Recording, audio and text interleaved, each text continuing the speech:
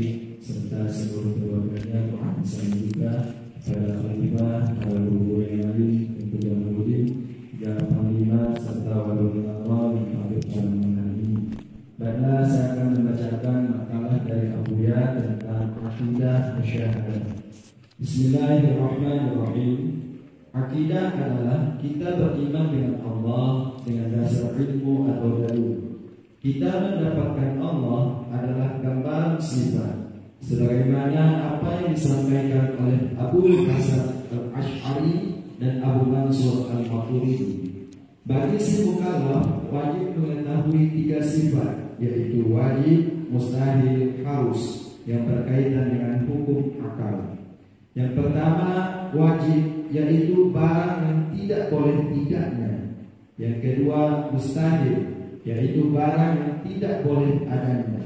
Yang ketiga harus, yaitu barang yang boleh adanya dan tidaknya pada akal kita. Di samping kita juga mengetahui dalil-dalil naqli untuk mensubuhkan ilmu mendapatkan Allah atau akidah. Adapun syuhud atau musyahadah, kita tidak perlu dalil, sebab kita sudah berada di hadapan Allah. Kita mendapatkan Allah dengan Allah, tidak dengan dalil, karena kita telah dapat menyaksikan Allah dengan jalan mana selainnya. Karena lainnya itu wujudnya berdiri dengan wujud Allah. Bila mana kita menyaksikan wujudnya, maka akan hilanglah wujud lain dalam pandangan kita, termasuk diri kita. Setelah hilang, Allah menyaksikan dirinya dengan dirinya, maka kita tidak dengan wujud diri kita, tetapi dengan wujud Allah, sehingga kita dapat bersamanya dan menjalankan syariat atau perintah dan larangan tidak dengan nafsu, tetapi dengan Allah. Dengan demikian kita dapat istiqamah untuk menegakkan syariat atau sunnah Rasul yang benar di muka bumi ini. Karena dengan akidah kita masih bisa diganggu oleh hawa atau keinginan kepada selain Allah, dan wujud waham, yaitu wujud selain Allah atau dunia dan alam semesta pada menjalani syariat. Maka syuhud adalah untuk memperkuat akidah, tidak untuk meroboh dan menghilangkan akidah, akan tetapi untuk mentahqiqkannya, artinya memperkuat akidah di dalam batin, sehingga hawa dan wujud waham tidak dapat menguasai batin kita dalam melakukan syariat atau sunnah Rasulullah SAW. Wallahu a'lam bishawab. Assalamualaikum warahmatullahi wabarakatuh.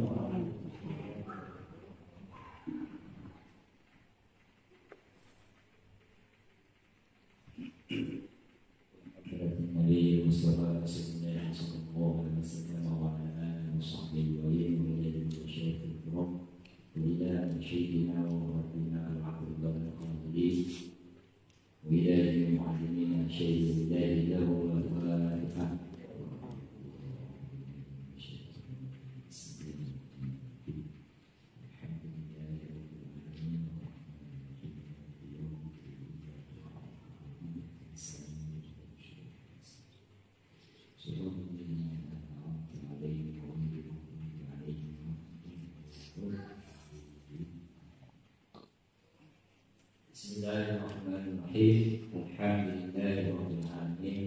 Wassalatu wassalamu ala sayyidina Muhammad wa ala alihi wa sahbihi ajma'in. Amma ba'du. Pertama-tama ketahui dan cinta kami kepada murabbi kita semua, alhamdulillah Abu Syekh Abdul Qadir. Kita berdoa mudah-mudahan Allah Subhanahu wa taala senantiasa memelihara musyrik kita, mudah-mudahan Allah Subhanahu wa taala senantiasa mengangkat derajatnya, dan mudah-mudahan Allah Subhanahu wa taala menimpakan cahayanya dan juga cahaya jemaat kasih sayang Allah Subhanahu wa taala yang telah dinampakkan ke dalam hatinya, ke dalam hati kita semua. Amin amin ya rabbal alamin. Dan juga kita aliman kami kepada guru kita, kepada beliau, mudah-mudahan senantiasa diberikan oleh Allah Subhanahu wa taala, mudah-mudahan senantiasa dijaga oleh Allah Subhanahu wa taala, dan juga keluarga dari beliau, kami beserta anak-anak, mudah-mudahan senantiasa dilindungi oleh Allah Subhanahu wa taala. Amin. Juga kita aliman kami kepada Khalifah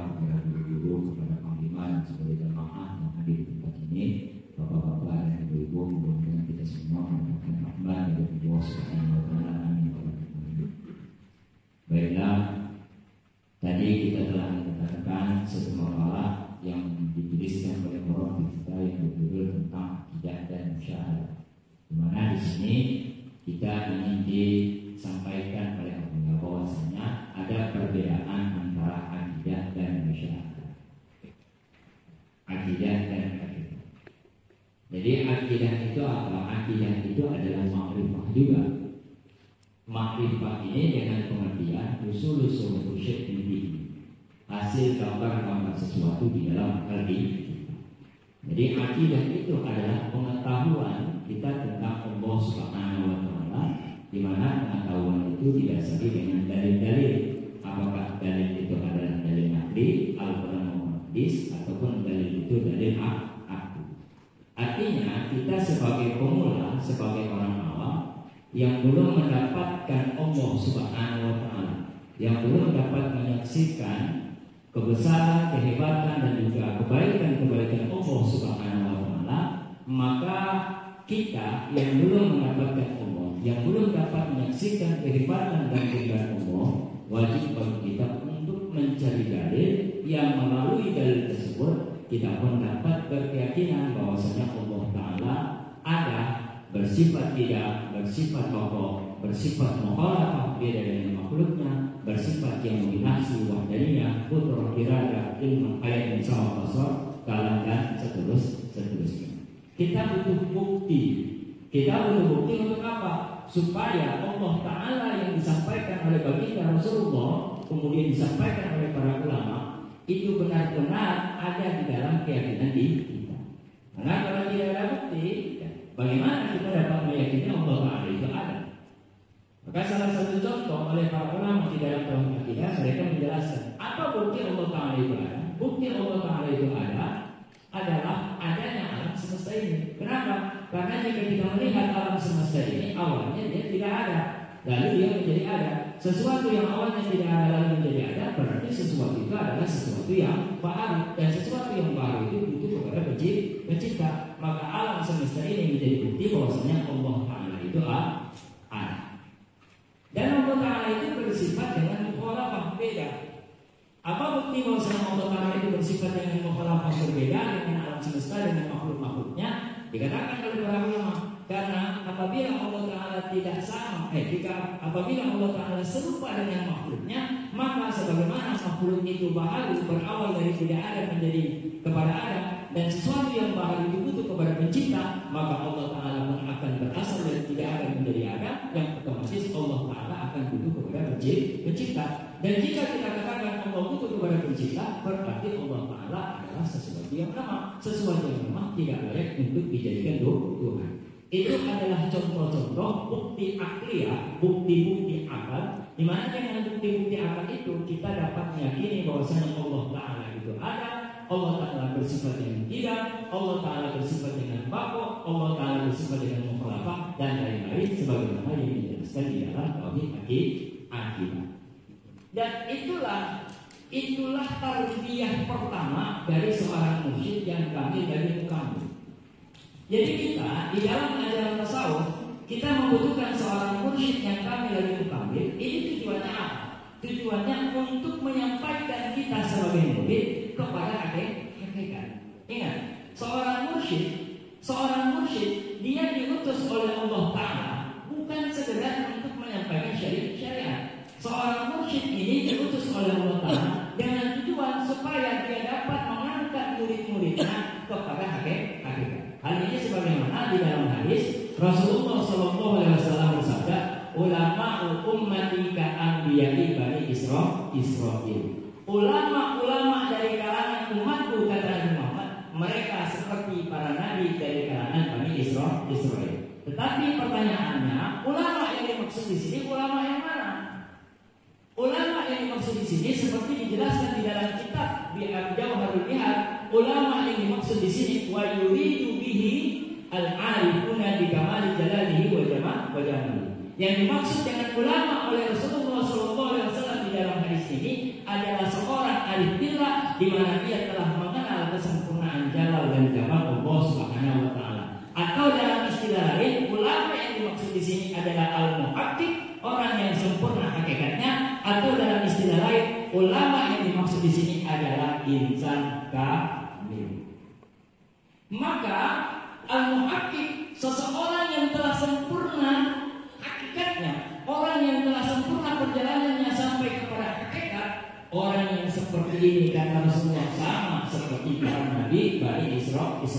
Samanya pada apa? Samanya pada misi. Sebagaimana nabi-nabi di kalangan Bani Israil, mereka diutus oleh Allah Ta'ala untuk menyampaikan umatnya kepada hakikat, untuk mengenal kesempurnaan jalal dan jamal Allah Subhanahu Wa Ta'ala. Maka seperti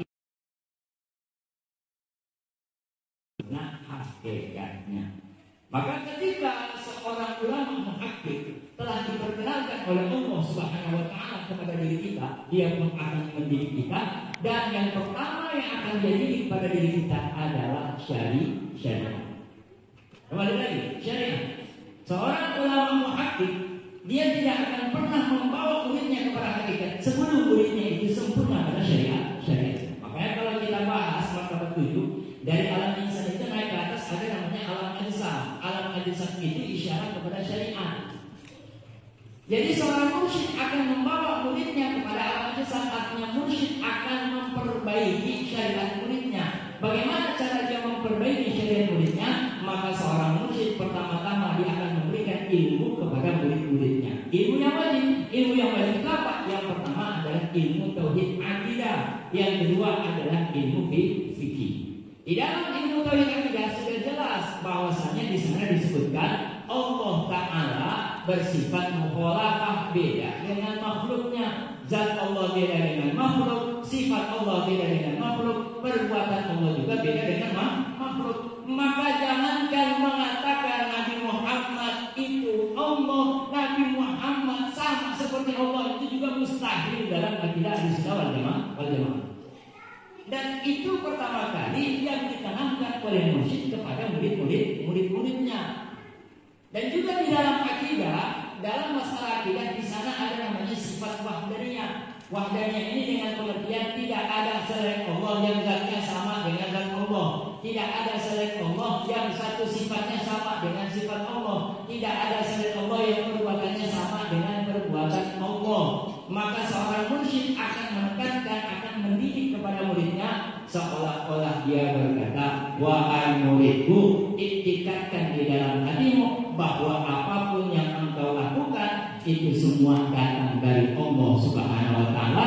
Allah yang inginkan, Allah juga yang ciptakan. Maka sebelum anda kerjakan sholat, iktikadkan di dalam hatimu, saya mengerjakan sholat ini dengan izin Allah. Allah yang inginkan, Allah yang ciptakan. Sebelum kita berzikir dari awal juga kita sudah beriktikad bahwa saya berzikir ini dengan izin Allah. Allah yang inginkan juga Allah yang ciptakan. Itu kita tanamkan di dalam iktikad kita. Lalu seorang mursyid akan mengajarkan muridnya untuk mengamalkan syariat yang benar. Bukan cuma ilmu, tetapi dididik bagaimana supaya kita dapat mengamalkan apa yang telah kita ketahui.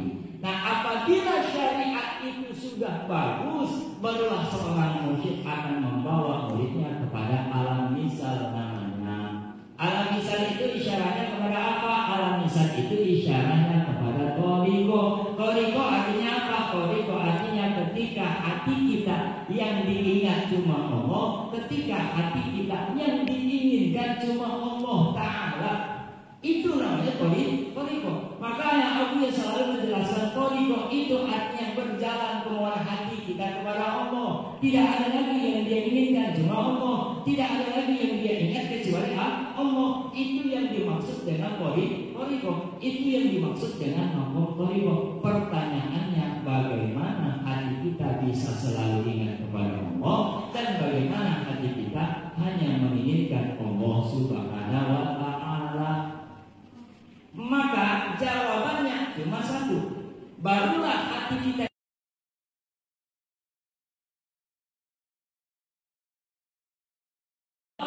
sinar-sinar kehebatan dan kesesuaian Allah mulai bersinar di dalam diri kita. Akan kita teriak-teriak zikir, la ilaha illallah, la ilaha illallah. Kalau sinarkan kehebatan dan kasih sayang Allah Ta'ala nggak ada di dalam hati kita, maka hati kita nggak akan pernah ingat kepada Allah, dan hati kita nggak akan pernah menginginkan Allah Ta'ala. Sehebat apapun, sebanyak apapun kita berzikir, dunia yang bakalan masuk ke dalam hati kita. Maka yang kita butuhkan adalah sinar yang bersumber dari kesempurnaan jalal dan kamal Allah Ta'ala. Mendapatkannya itu lewat siapa? Mendapatkannya itu lewat seorang guru, yang guru ini telah disingkatkan kesempurnaan jalal dan kamal Allah Subhanahu wa Ta'ala di dalam hatinya. Itu namanya istimdad, nuntut limpahan. Maka kita nggak cukup dengan berzikir, kita butuh limpahan. Limpahan ini dari mana? Dari dada seorang mursyid, dari dada seorang mu'akid, dari dadanya seorang insan kamil yang kesempurnaan jalal dan jamal Allah Ta'ala itu sudah ada di dalam hatinya. Nah, lantas di mana jika ada orang berzikir, guru, sementara di dalam hatinya bukan Allah, di dalam hatinya dunia, dia mimpin orang berzikir. Kepada Allah, bisa merasakan kasih sayang Allah, borong-borong merasakan itu, gurunya saja, yang mimpinnya saja, nggak ada Allah di dalam hatinya. Ini ceritanya gini, saya kalau panglima, saya ketika saya berteman dengan panglima, karena panglima adalah orang yang dekat dengan mursyid, dengan guru saya, maka ketika panglima ini sudah dapat merasakan kebaikan guru saya, maka saya yang berteman dengan panglima, lama-lama apa yang dirasakan panglima itu masuk ke hati saya. Itu namanya melimpah.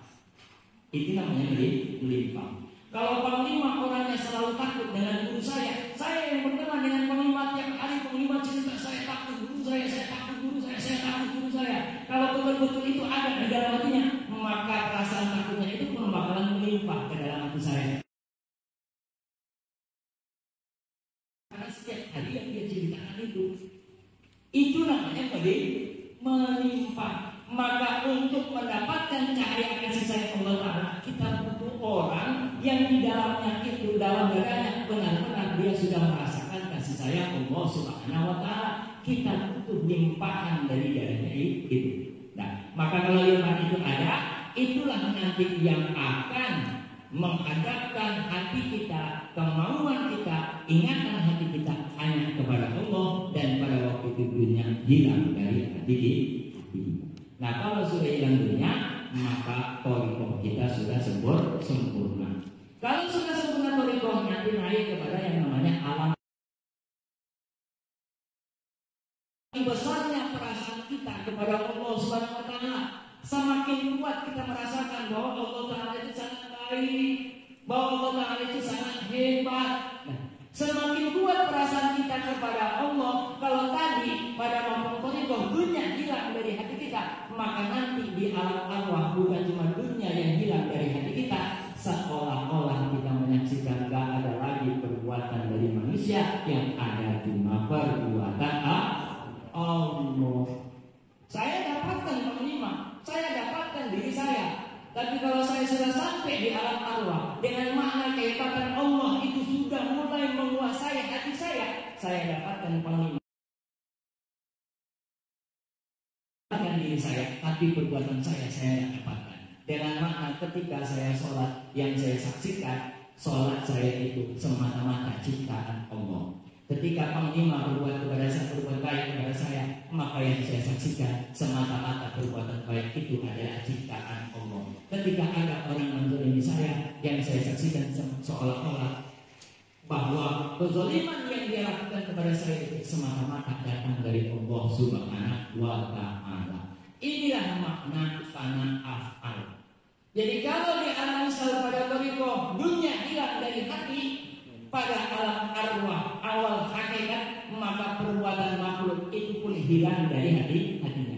Nanti kalau dia naik kepada pada martabat wahidiyah, maka di situ bukan lagi makhluk yang hilang, bukan lagi perbuatan yang hilang, bahkan dirinya juga ikutan hilang. Nah, kalau dirinya sudah hilang, dia sudah nggak ada, selain dirinya juga nggak ada, maka yang ada siapa?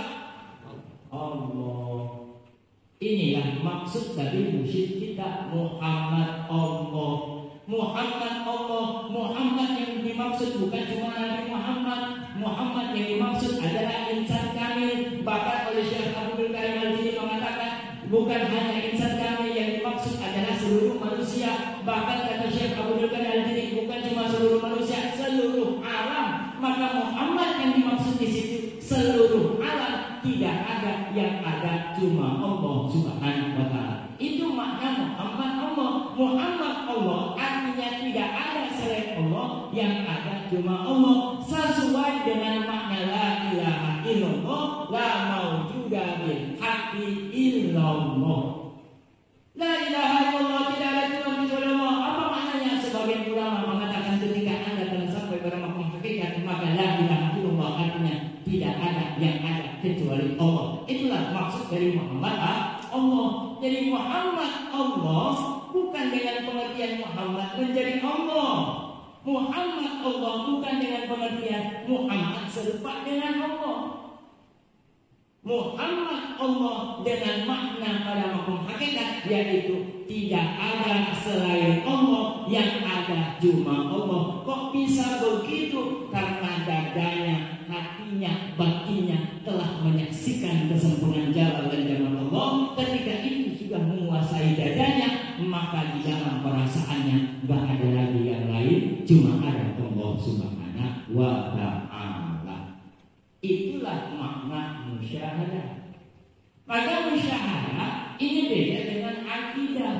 Kalau kita sudah berbicara tentang musyahadah seperti sabda Rasulullah, "Ta'budallaha ka'annaka tarahu." Engkau menyembah Allah seolah-olah engkau melihat Allah. Kok bisa seolah-olah engkau melihat Allah? Karena kehebatan Allah itu,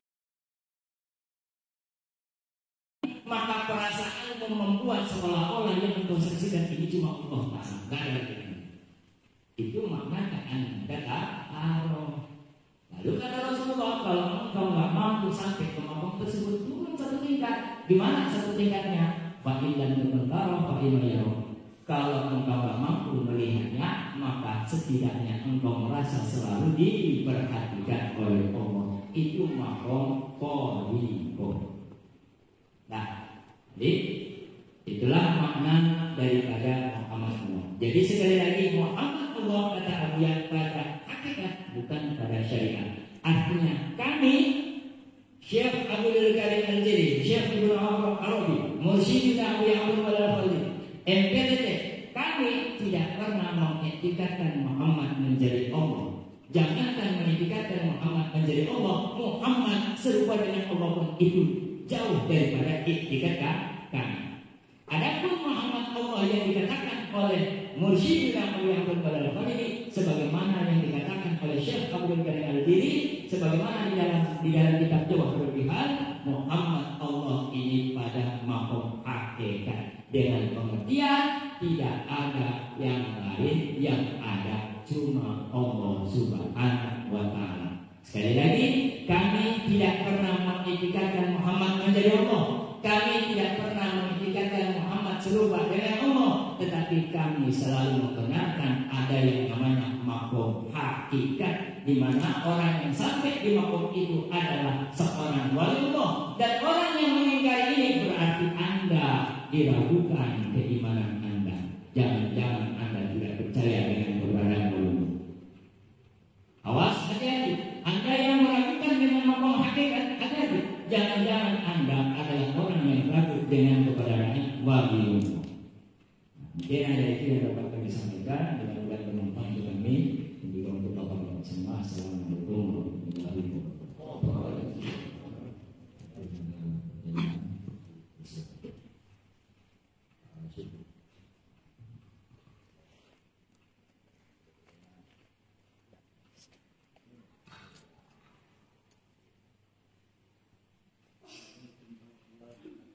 Waalaikumsalam.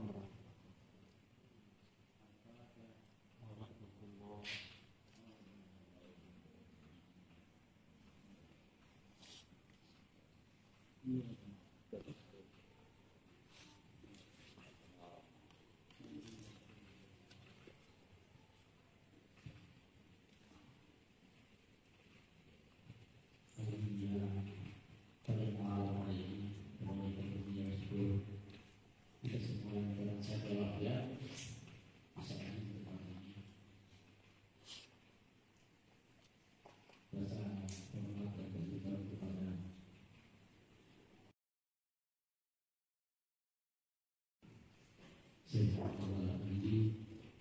Mudah-mudahan dia selalu bekerja. Mudah-mudahan Allah mudahkan segala urusan. Saya juga kepada guru kami Abu Yahudi, mudah-mudahan beliau juga selalu dalam keadaan sehat, keluarganya, dan pula Allah selalu memudahkan segala urusan-urusan. Dan saya juga kepada Abu Yahudi, pada panglima, pada guru-guru, pada seluruh wali-wali yang sifatnya berpengaruh ini. Mudah-mudahan kita juga semua selalu dilindungi oleh Allah Subhanahu wa Ta'ala. Mudah-mudahan kita semua selalu istiqomah. Amin. Hanya singkat saja yang perlu saya katakan, karena pernah saya mendengarkan statement dari Buya Asih. Dia menyangka bahwa apa yang terjadi hari ini dari apa ini, dia menyatakan bahwa ketika hal ini kita bawa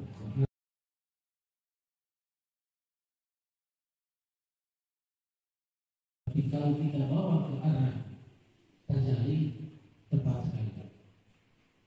Nah, ini yang saya tidak ada penjelasan dari dia bahwa ketika kita bawa ke terjadi masuk ke ini. Akhirnya perlu saya mau tanyakan, maksudnya ada hubungan ini dengan terjadi ini yang kita tahu berbeda. Demikian, terima kasih. Assalamualaikum warahmatullahi wabarakatuh.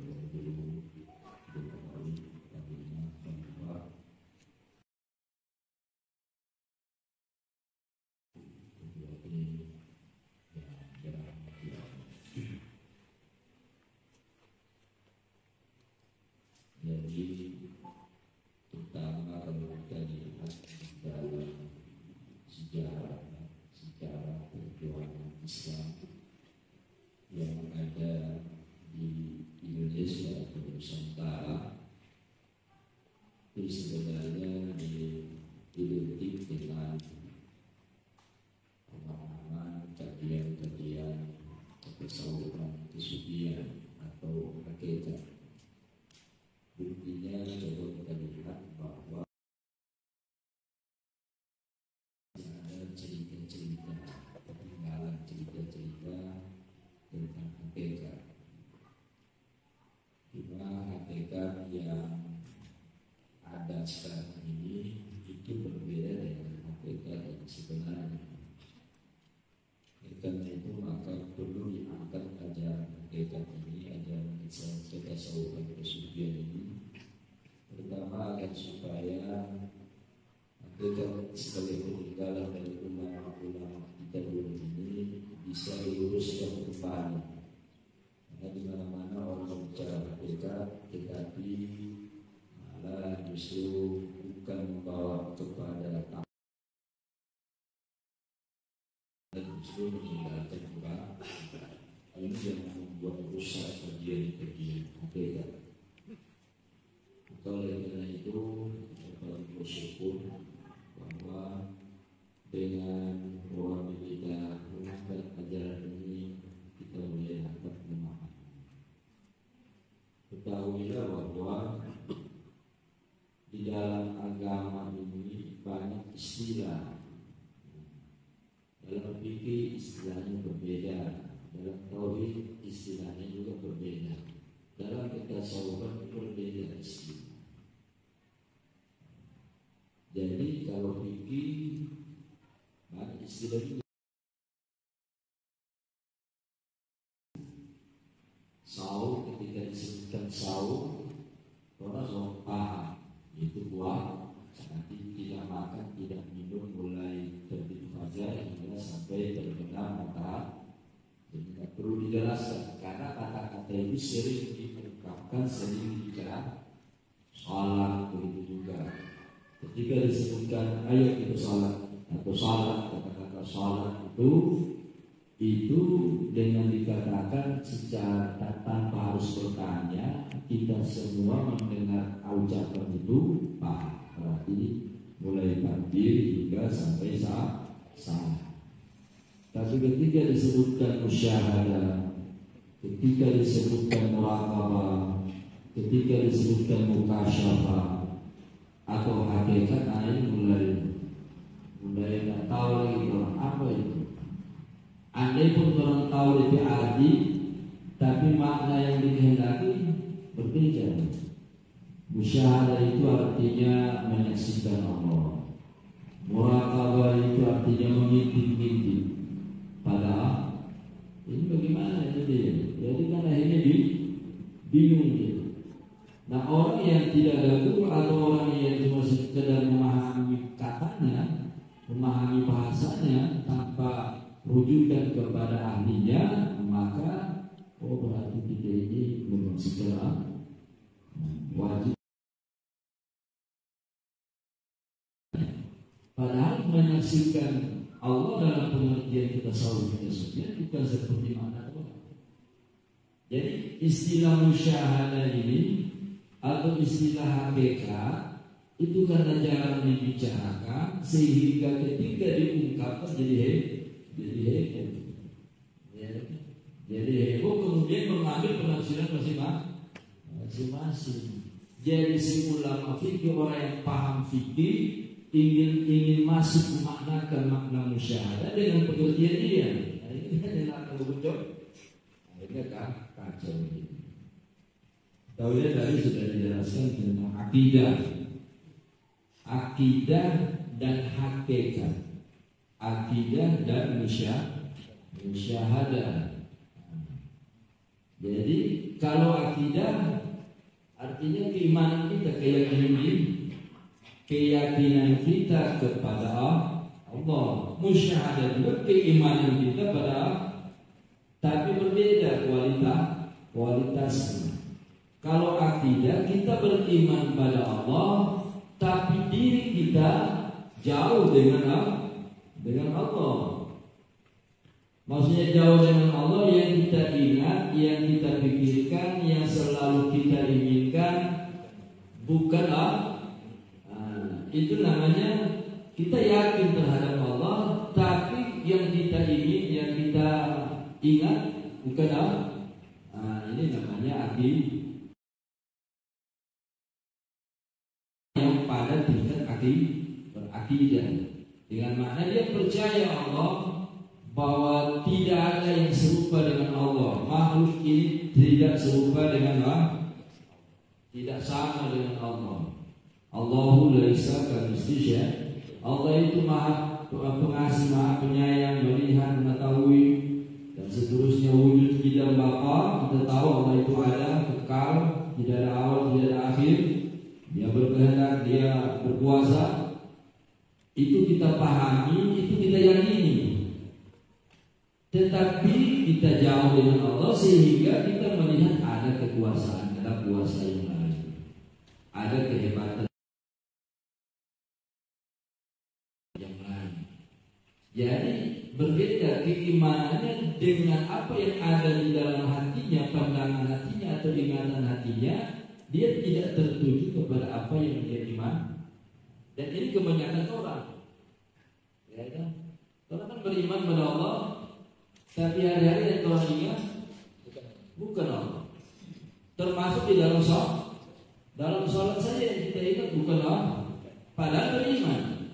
Harusnya kalau beriman yang namanya orang yang percaya bahwa rezeki itu bukan dari makhluk, bahwa rezeki kita itu dijamin oleh Allah.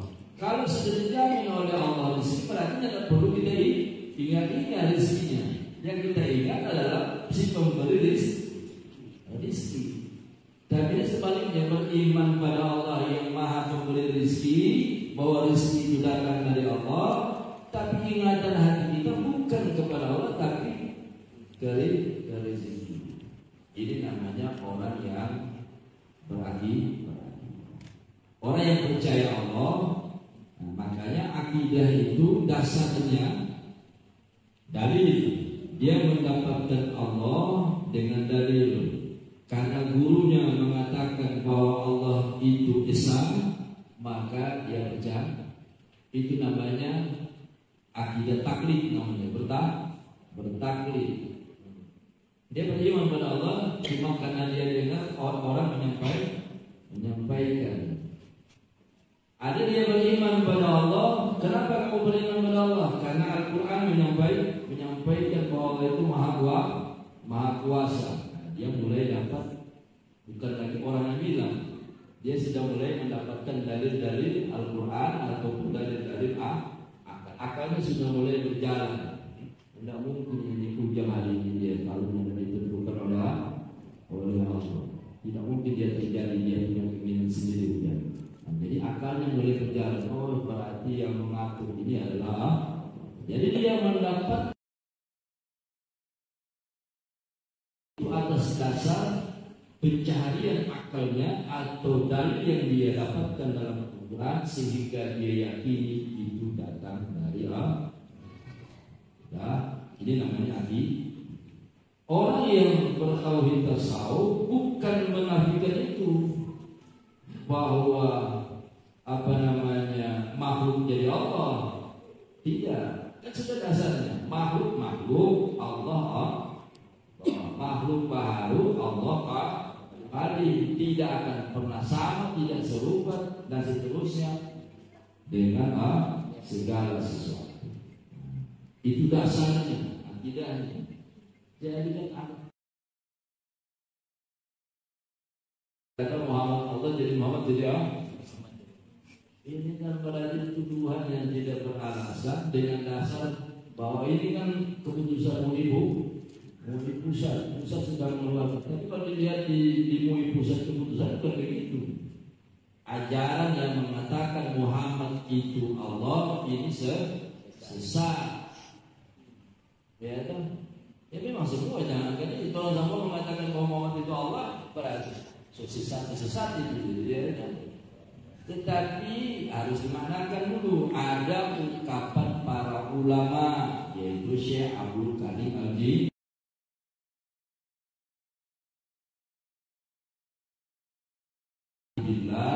Seorang yang berhakikat, dia mengungkapkan sebagai bentuk rasa dia.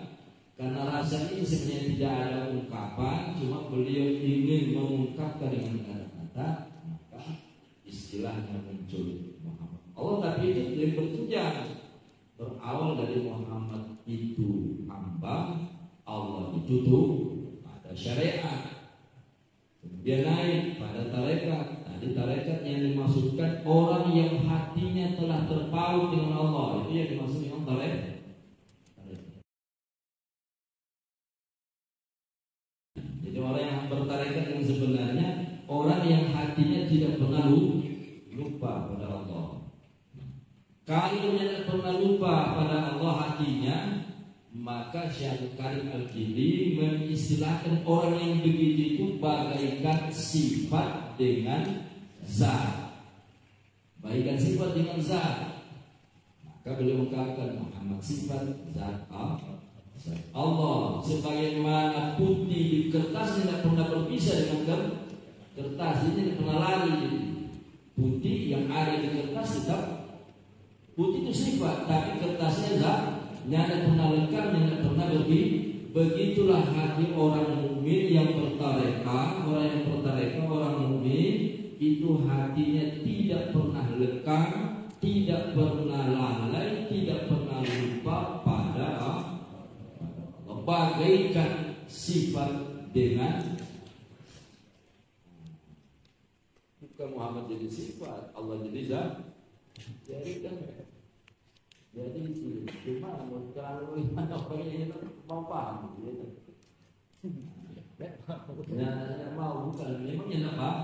Itu lah. Artinya begini. Sebab hakikat ini pertama. Hakikat ini itu tidak akan diberikan. Tadi apa di dalam kitab kita sudah dijelaskan bahwa hakikat ini tidak akan diberikan kepada orang yang menentang. Hakikat ini tidak akan diberikan kepada orang yang merasa paham. Jadi hakikatnya akan diberikan kepada mereka. Dan tanda seseorang yang tidak diberikan pemahaman hakikat sebenarnya, kalau dalam kitab Al-5 berarti disebut ditakuti nantinya dia meninggal dalam keadaan suhul baham. Ulama semua sudah katakan bahwa wajib kita berhakikat. Kemudian juga berhakikat, wajib berhakikat atau apa itu hakikat? Hakikat ini berarti yang tidak ada mah. Yang dimaksud dengan hakikat apa? Asal. Allah. Alam semesta dari mana asalnya? Hakikat itu nama itu. Kalau dia melihat kepada asal berarti dia melihat kepada hakikat. Sebenarnya orang India begini, tapi hakikatnya sebenarnya kata-kata yang sudah sering kali orang ungkapkan. Hakikatnya menjadi dia tidak tidak membuat orang basi.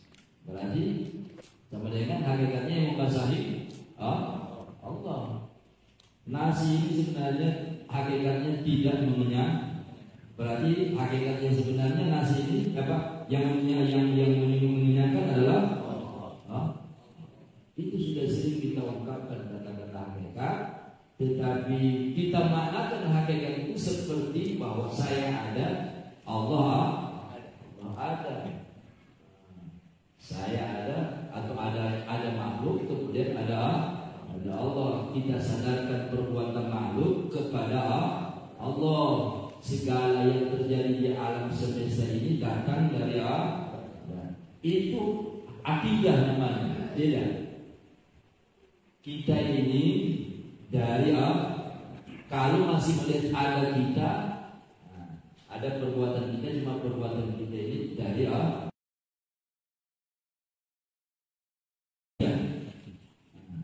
Tapi kalau dia tidak melihat perbuatannya, tidak ada lagi perbuatannya, maka yang terlihat hanya perbuatan Allah. Inilah yang dimaksud dengan hakikat. Paham tidak? Selama masih ada perbuatan kita, masih terlihat gerak kita, masih terlihat diri kita, berarti kita belum berhakikat. Sudah. Cuma kita beriman. Perbuatan diri kita dan segala macam itu dari Allah. Ini yang maksud dengan akidah.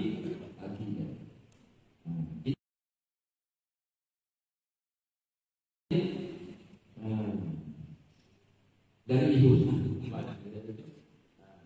dari gunungnya ini, bukan itu. Kita bukan hakikat, bukan datang dari sana. Jadi begini. Jadi akidah itu berbeda dengan hakikat. Kalau akidah masih melihat ada yang ada dirinya, ada alam semesta. Tapi diri dan alam semesta itu datang dari Allah. Diri dan alam semesta bukan Allah. Diri dan alam semesta makhluk ciptaan Allah. Ciptaan Allah. Nah, ini orang yang berakidah. Meskipun ada juga akidah Wahabi. Jalan akidah Wahabi.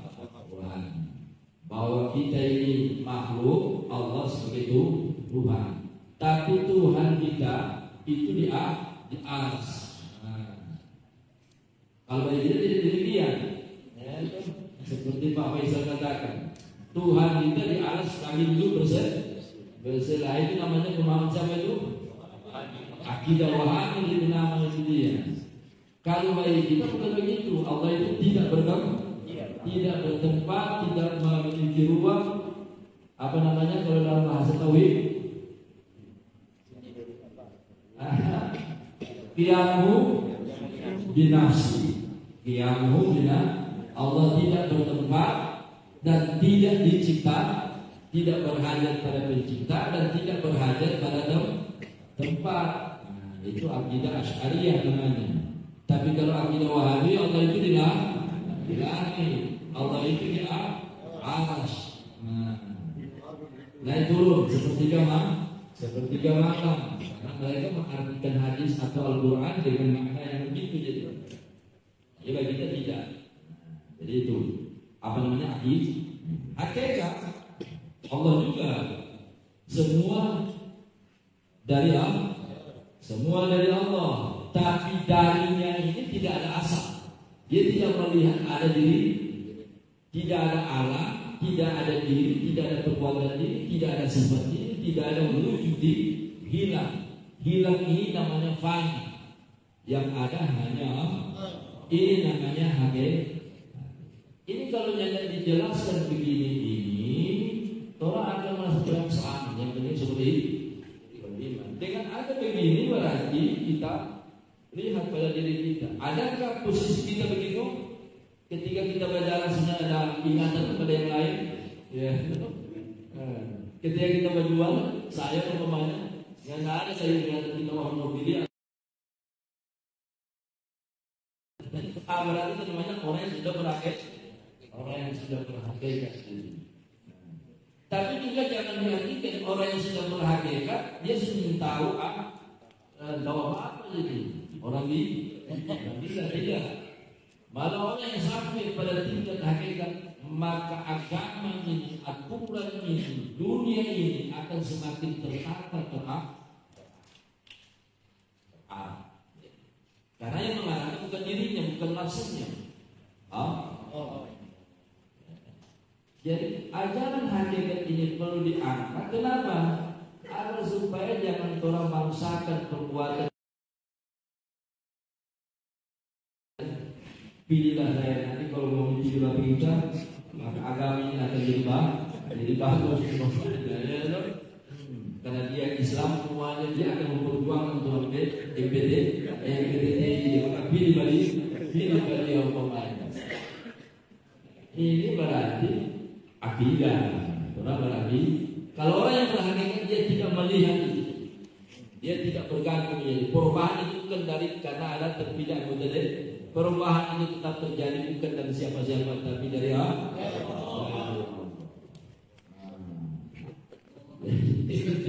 Jangan bagi-bagi pilih. Tapi dia tetap pilih. Tapi dia tidak bergantung bahwa perubahan menjadi begini menjadi alis.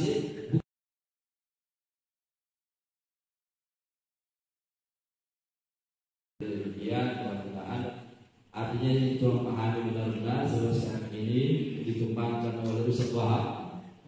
Harus bilang bahwa ajaran MPDT itu sudah Muhammad Allah berarti MPDT itu mengajarkan atau berkeyakinan bahwa Muhammad itu sudah jadi Tuhan. Ini kan tuduhan yang sangat mengerikan, menuduh orang Islam, menuduh orang mukmin dengan kata-kata begitu. Kalau bukan yang dituduh itu begitu, hadis Nabi mengatakan demikian. Jadi tidak perlu orang takut juga bagaimana, karena ini tetap kita saya tidak benci pada mereka, tapi yang hak tetap harus disampaikan. Sebab ini kalau tidak kita sampaikan, kita diam juga, maka seolah-olah apa yang beliau ungkapkan itu sehingga betul kok orang ajarkan begitu. Padahal maknanya makanya disuruh duduk bersama-sama supaya duduk bersama-sama kemudian kita bicara. Tadi acara kemarin tidak datang karena terlalu banyak jemaah. Makanya artinya artinya kita tetap berprasangka baik, ya prasangka baik mungkin ada banyak hal dari seorang diri sendiri kadang juga membuat mereka mengatakan demikian. Tapi apabila kita mulai jalin hubungan baik, mudah-mudahan bisa selesai. Dan sekalian mau selesai bukan makhluk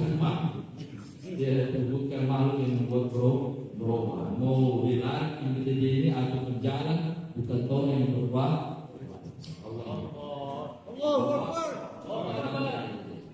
Jadi orang tidak bukan berarti tidak hormat, tetapi hormat tapi tidak tergantung bahwa keberlangsungan PDD yang dilarang atau segala macam itu bukan dari kita orang melihat laki-laki melihat bahwa semua itu kejadian yang susah, yang senang, yang bagus, yang tidak bagus itu kita. Jadi kemudian terakhir hakikat ini baru bisa nyata. Tajalli itu juga istilah tajalli, coba lihat. Tajalli ini penampakan.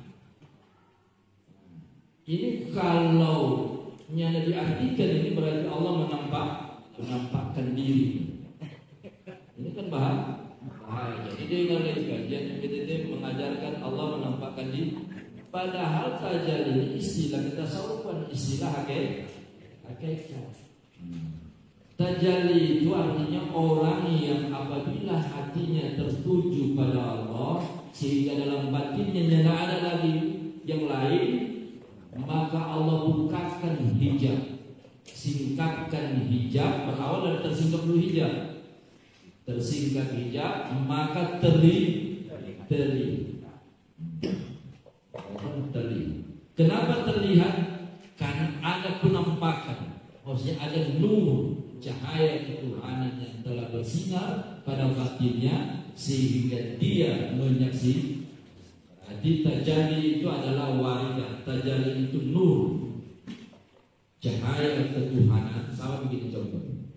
Orang karena ingat besok pagi ke pasar, apabila ingatan itu kuat selalu dia datang di hati, dia sebut ke pasar,